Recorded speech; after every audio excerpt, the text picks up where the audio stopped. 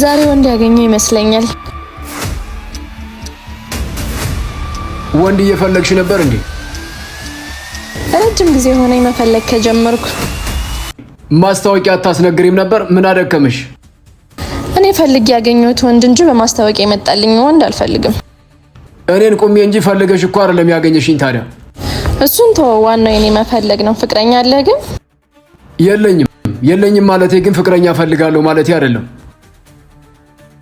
እስከምትፈልግ ጠብቃለሁ። መቼም እስካሁን ወንድ ለማግኘት ከጠበቅኩት በላይ አታስጠብቀኝም። አንቺን ካልፈለኩስ? እንደምትፈልጋት አይነት ሴት ሆነላለሁ። የሰው ልጅ እሱ እንደሚፈልገው እንጂ ሰዎች እንደሚፈልጉት መሆን የለበትም። እኔ እናንተን የሚያግባባን የሆነ ነገር መፈጠር አለበት። ምክንያቱም እኔ ካንተ ጋር መሆን እፈልጋለሁ። ገና ሳይክ ነው ረፍት የተሰማኝ።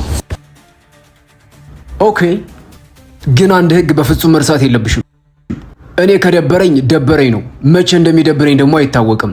በሰላሜና በስራዬ መቼም አልደራደርም። ተስማምቻለሁ።